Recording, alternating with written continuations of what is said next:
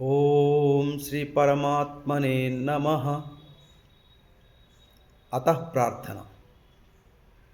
ఓం పార్థాయ ప్రతిబోధితాం భగవతా నారాయణేన స్వయం వ్యాసేన గ్రథితాం పురాణమునినాం మధ్యే మహాభారతం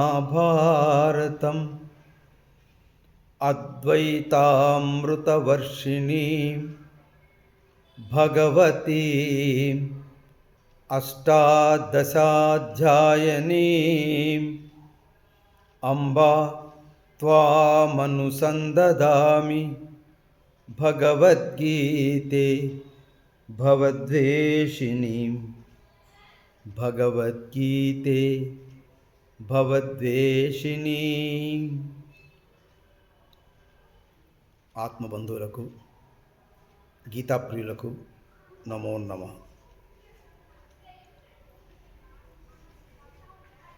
100 రోజుల్లో 700 శ్లోకాల పారాయణం.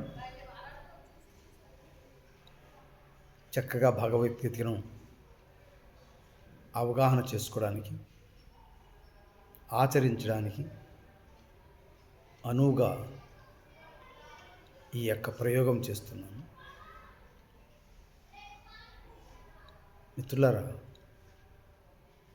భారతానికి ప్రారంభం గంగా శంతనుల గాథే. అది చాలా పవిత్రమైనది. అలాంటి పవిత్రమైనటువంటి గాథను మనం భారతీయులుగా తెలుసుకొని ఈ భగవద్గీతను ఒక పరమ సందేశంగా భావించి ఈ భారతము పంచమ వేదం అంటారు. అంటే వేదాల్లో ఉన్నటువంటి నిగూఢమైనటువంటి రహస్యాలను సులభమైన శైలిలో, సులభమైన రీతిలో వ్యాస మహర్షి మనందరికీ అందించినటువంటి ఇతిహాసమే ఈ భారతం.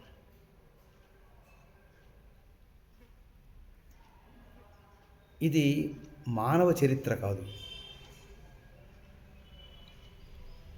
ఆ దేవుడే, ఆ పరమాత్మయే, ఆ పరమాత్మ జ్ఞాన చైతన్యాంశే నేను, నాది అనే భావంతో జీవుడై సంసారంలో పడి అనేక జన్మలను అనుభవిస్తూ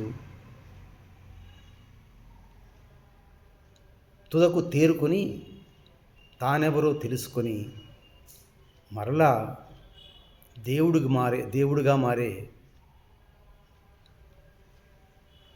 గ్రంథమే ఈ భారతం. దీన్ని మనసు పెట్టి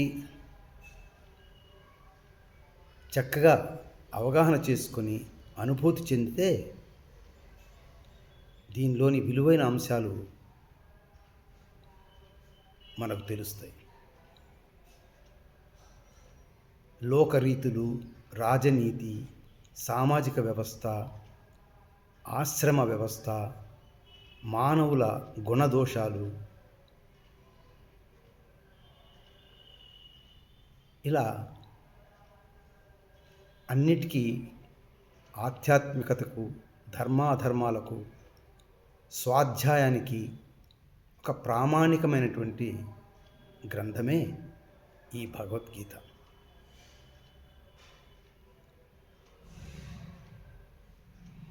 ఈ భగవద్గీతను రోజు అలా పారాయణం చేస్తూ, అనగా అభ్యాసము, అధ్యయనము, అనుష్ఠానం చేస్తూ ఆ దివ్యమైనటువంటి స్థితికి, అహం బ్రహ్మ స్థితికి ఎదగాలి. అటువంటి ప్రామాణికమైనటువంటి గ్రంథాన్ని 17/4/2025 సంవత్సరం నాడు తేదీన ఈ గ్రంథాన్ని యునెస్కో వాళ్ళు ప్రపంచానికే పరిచయం చేశారు. ప్రపంచంలో భగవద్గీత కంటే సాటి అయిన గ్రంథం, మేలైన గ్రంథం, వారసత్వంగా తీసుకోగలిగిన గ్రంథం మరొకటి లేదు, అది భగవద్గీతే. అందుకని భగవద్గీతను మనమంతా చక్కగా అధ్యయనం చేయాలి, ఏముందో తెలుసుకోవాలి. మనం ఈరోజు 3వ రోజు అర్జున విషాద యోగం. విషాదము యోగము. విషాదం ఎలా యోగం అవుతుంది అంటే, ప్రతి ఒక్కరము అటువంటి విషాద ఛాయలలో జీవితము గడిపిన వారమే. ఏదో ఒక సమయంలో ఎక్కడో ఒక దగ్గర మన అసమర్థత వలనో, భయం వలనో, ప్రమాదం వలననో మనం ఏదో ఒక విషాదంలో నిలబడి ఆ యొక్క అనుభూతిని చెందిన వారమే. అయితే ఈ విషాదాన్ని వెలిపించుకోవడానికి మనం బయట శక్తిని వెతుకుతున్నాం. బంధువులు, స్నేహితులు, లేదంటే దేవాలయాల్లోనూ వెతుకుతున్నాం. కానీ మనలో ఉన్నటువంటి స్థితమైనటువంటి ఆత్మ పరమాత్మలకే ఆ గోడుని వెళ్ళవిచ్చుంటే, మనలోని ఆత్మ పరమాత్మలకే ఆ గోడుని చెప్పుకుంటే అదే యోగము. నీలో ఉన్న విషాదాన్ని నీలో ఉన్న ఆత్మకు, పరమాత్మకే చెప్పుకోవాలి. అప్పుడే అది యోగం అవుతుంది. లేదంటే నిన్ను రోగగ్రస్తుని చేస్తుంది. ఆ దిశలో మనము భగవద్గీతను తీసుకెళ్ళి ఒక చక్కటి యోగ స్థితిని అందుకోవడానికి. అయితే ప్రథమ అధ్యాయంలో మనం ఇప్పటివరకు ఆ కౌరవుల పాండవుల సైన్యాల గురించి సంజయుడు ధృతరాష్ట్రకు వివరిస్తూ ఉన్నటువంటి విషయాన్ని చెప్పుకున్నాం. నిన్న 14వ శ్లోకం చెప్పుకున్నప్పుడు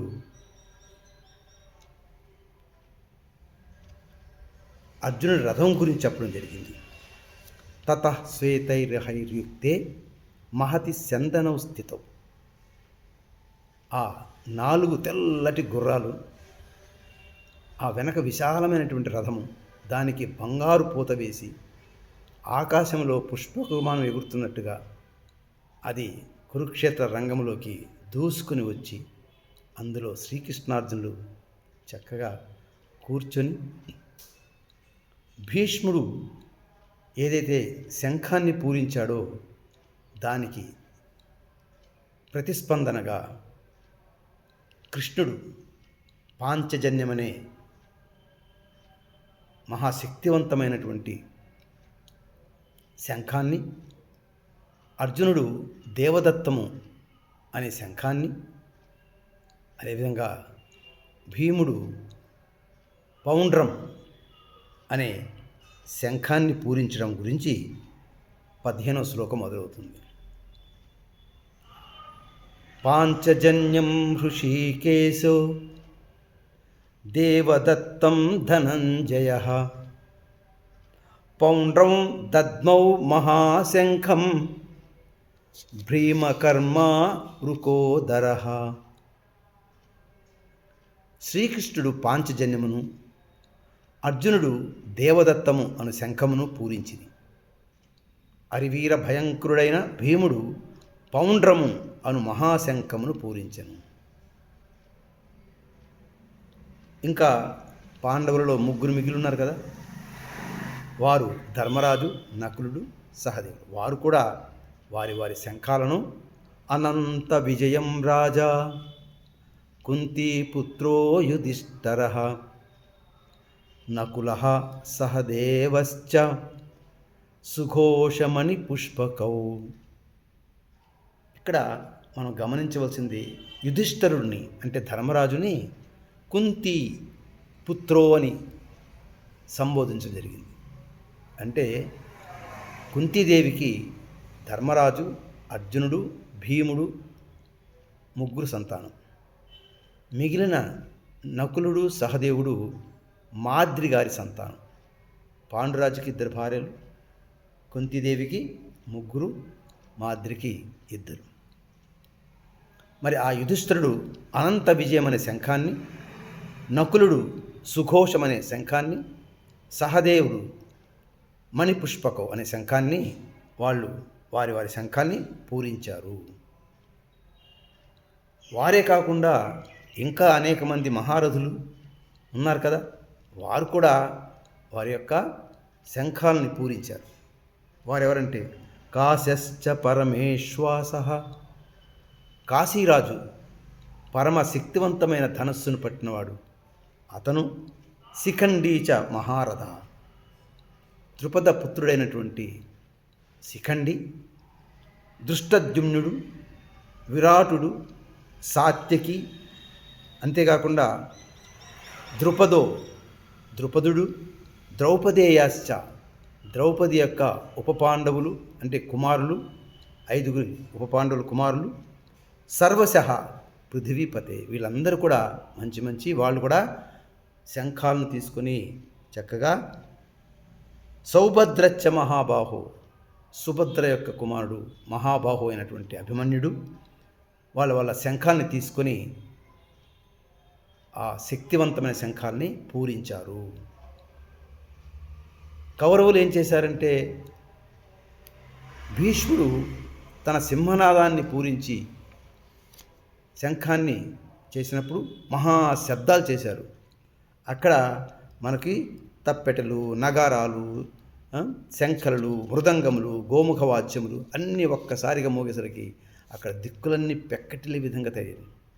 కానీ ఇక్కడ అటువంటి ఏం మోగల, కేవలము ఆ యొక్క యుద్ధ వీరుల శంఖాలు మాత్రమే మోగాయి. దానికి వాళ్ళ ధృతరాష్ట్రుల యొక్క సంతానం అంటే కౌరవుల యొక్క మనసుల్లో రైళ్లు పరిగెత్తాయి అన్నమాట. భయంతో, మరణ భయంతో, ఆందోళనతో ఉక్కిరి బిక్కిరై ఆ శబ్దాలు వాళ్ళని కకలావికలం చేశాయి అని చెప్పి ఇక్కడ శ్లోకంలో చెప్తున్నారు. కాబట్టి కాశ్యశ్చ పరమేశ్వాసః శిఖండీ చ మహారథః దృష్టద్యుమ్నో విరాటశ్చ సాత్వికిశ్చ పరాజితః ద్రుపదో ద్రౌపదేయాశ్చ సర్వశః పృథివీపతే సౌభద్రశ్చ మహాబాహో శంఖాన్ దద్ముః పృథక్ పృథక్. ఆ విధంగా దీంట్లో మనం ఒకరి గురించి తెలుసుకోవాలండి. అందరి గురించి ఇంతకుముందు చెప్పున్నాం. శిఖండి అంటే ఇతన్ని అడ్డం పెట్టుకొనే ఇచ్ఛామరణం వరం పొందినటువంటి భీష్ముణ్ణి పడగొట్టారు. ఈ శిఖండి ఎవరంటే ద్రుపదుని యొక్క వర సంతానం. ద్రుపద మహారాజుకి సంతానం లేరు. ఆయన యజ్ఞాలు చేశాడు, శంకరుణ్ణి పూజించాడు, అర్థించాడు, నాకు సంతానం కావాలి, మగ సంతానం కావాలి అని. కానీ ఇతని యజ్ఞాలకు ప్రతిఫలంగా ఆ శంకరుడు నీకు ఆడ సంతానం ప్రాప్తిస్తుంది. ఆ ద్రుపదుడు మరలా నేను మగ సంతాన్ని కదా కోరుకున్నాను, ఆడ సంతానం కావాలి అన్నాడు. దానికి శంకరుడు ప్రారంభంలో ఆడ సంతానమైన భవిష్యత్తులో మగ సంతానంగా రూపుదిద్దుకొని నీకు పేరు ప్రఖ్యాతి తెస్తుంది అని చెప్పేసి వెళ్ళిపోయాడు. అత్యంత విశ్వాసం భక్తుడు కలిగినటువంటి ద్రుపదుడు ఆ మాటలు విని ఆ శిఖండిని మగవాడుగా పెంచారు. ఆ వేషధారణ, ఆ దుస్తులు, అలాగే శస్త్రాలు, అస్త్రాలు అన్నీ మగవాళ్ళకు నేర్పించినట్టుగా నేర్పించారు. మంచి యుద్ధవీరుడయ్యాడు. మరి యుక్త వయసు వచ్చిన తర్వాత అతనికి పెళ్లి చేయడానికి నిశ్చయించారు. పక్క దేశపు రాజు ఆమె కూతురినిచ్చి పెళ్లి చేశారు. పెళ్ళైన తర్వాత మరి తను పురుషుడు కాదు, స్త్రీ అని తెలిసింది. ఆ కొత్త పెళ్లి కూతురు ఏం చేసిందంటే 2-3 రోజులు చూసి తన దాసితో ఆ విషయం చెప్పి తమ తండ్రికి తెలియజేయమని చెప్పింది. ఆ తండ్రి రాజు క్రోధోక్తుడై ద్రౌపదుని మీదకి యుద్ధానికి వచ్చాడు, వస్తున్నాడు. ఇది తెలిసినటువంటి శిఖండి, నా వల్లనే కదా మా తండ్రి మీదకి యుద్ధానికి రావాల్సి వస్తుంది, వాళ్ళు వీళ్ళు యుద్ధం చేసుకుంటారు అని చెప్పి అడవులకు వెళ్ళిపోతాడు. ఇంటి నుంచి వెళ్ళిపోతాడు. ఆ కన్య వెళ్ళిపోతుంది. కన్య ఇంకా శిఖండి కన్య కదా, ఇంటి నుంచి వెళ్ళిపోయి అడవులకు వెళ్ళిపోతాడు. అక్కడ ఒక యువకుడు, యక్షరాజు అయినటువంటి ఒక యువకుడు, అతని పేరు స్థూణాకర్ణుడు, అతనితో పరిచయం అవుతుంది ఈ శిఖండి కన్యకి. పరిచయం అయిన తర్వాత ఆశ్రయించి అతనికి అన్ని విషయాలు తెలియజేస్తుంది. ఈ విషయాలన్నీ తెలుసుకున్నటువంటి ఆ యక్షకుడు తపస్సుతో తన పురుషత్వాన్ని శిఖండికిచ్చి శిఖండి యొక్క స్త్రీత్వాన్ని తాను పుచ్చుకుంటాడు. ట్రాన్స్ఫర్మేషన్ జరుగుతుంది. అలా తీసుకున్న తర్వాత తన తల్లిదండ్రులకు పంపిస్తాడు. ఆ విషయము శిఖండి తన తల్లిదండ్రులకు, తన మామ అయినటువంటి ఆ రాజుకు చెప్పుకొని మళ్ళా చక్కగా కాపురం చేసుకుంటుంటాడు. కానీ ఈ విషయం తెలిసినటువంటిది భీష్మ పితామహుడు, ఇతనికి అన్నీ తెలుసు, ఆత్మజ్ఞాని, ఆధ్యాత్మికంగా ఎదిగినవాడు కదా. ఇది తెలుసుకున్నటువంటి భీష్ముడు, నేను స్త్రీ వారి అంటే ఆడవారి మీద నా యొక్క శస్త్రాన్ని ప్రహారం చేయలేను, నా శస్త్రాన్ని ప్రహరించలేను, ఉపయోగించలేను అని మాట చెప్పున్నాడు. అందుకని శిఖండి ఒక సాగు పెట్టుకొని కృష్ణుడు ఆమెను శిఖండి తీసుకొచ్చి నిలబెట్టి అర్జునుడి చేత బాణాలు వేయించి భీష్ముడిని నేల కొరిగేటట్టు చేస్తాడు. సో ఈ విధమైనటువంటి అత్యంత రహస్యమైనటువంటి విషయాలు ఈ మహాభారతంలో దొల్లుతూ ఉంటాయి. ఆ తర్వాత శ్లోకంలో స్వామి ఏం చెప్తారంటే, సకోశో ధాత్తరాష్ట్రాణం హృదయాన్ని వెదార్యత్, వాళ్ళ హృదయాలలో చాలా గుబులు మొదలైంది. ఎప్పుడైతే ఈ యొక్క అందరి శంఖాలు పూరించి ఆ శబ్దం అయితే ఏదైతే ఉందో ఆ రణరంగాన్ని దిక్కులు పెక్కిటిలేలుగా ఆ విధంగా శబ్దాలు చేసి ఆ యొక్క వాతావరణాన్ని చాలా భయంకరంగా మార్చేసాయి. నభశ్చ పృథివీం చైవ తుములో వెనునాదయన్, అంటే పాండవపక్ష మహాయోధుల శంఖ నినాదాలకు భూమ్యాకాశాలు దద్దరిల్లాయి. ఆ శంఖారావములకు ధృతరాష్ట్రుని యొక్క పుత్రులు అయిన కౌరవులు హృదయములు కకలా వికలములైనవి అని చెప్తుంది. ఇక 20 శ్లోకానికి వస్తే, అత వ్యవస్థితాన్ దృష్ట్వా ధార్తరాష్ట్రాన్ కపిధ్వజ, అలాంటి మోహరించి ఉన్న సైన్యాన్ని చూసి భీష్ముని యొక్క సింహనాదాన్ని, ఆ శంఖం పూరించిన తీరును చూసి కృష్ణార్జునుడు వారి యొక్క రథం మీద అలా వచ్చేశారు. వాళ్ళు ఎప్పుడైతే యుద్ధానికి శంఖం పూరించారో మరి వీళ్ళు కూడా పూరించాలి కదా, పూరించి ప్రవృత్తే శస్త్ర సంపాతి, తన ధనుస్సును తీసుకొని I am also ready for the war అన్నట్టుగా అర్జునుడు ధనుస్సుతో లేచి నిలబడ్డాడు. ప్రవృత్తే శస్త్ర సంపాతే ధనురుద్యమ్మ పాండవ, ఆ అర్జునుడు ఆ విధంగా లేచి నిలబడి సవాలుగా లేచి నిలబడి ఆయన ఆ హృషికేశునితో, కృష్ణ భగవానుతో ఇలా అంటున్నాడు, హృషికేశం తదా వాక్యం ఇదమాహ మహీపతే. ఈ విధంగా అర్జునుడు తన యొక్క శంఖాన్ని ఒక ఛాలెంజ్గా తీసుకొని ఆ వైపు నేను కూడా యుద్ధంకి రెడీ అని చెప్పి ఆ విషయం తేల్చి కృష్ణ భగవాన్తో చెప్తున్నాడు, సేనయోర్ భయోర్మధ్యే రథం స్థాపయమే అచ్యుత, సర్వము తెలిసినవాడా, ఓ సర్వ జగన్నాథ, సర్వజ్ఞుడా, సర్వశక్తిమంతుడా, నా రథాన్ని ఆ సేనల మధ్యలోకి తీసుకెళ్ళు అని చెప్పి ఉత్సాహంతో ఆ యుద్ధం చేయాలనే పటిమతో ఆ ధనుస్సు పట్టుకొని కృష్ణుడికి ఆజ్ఞ ఇచ్చాడు.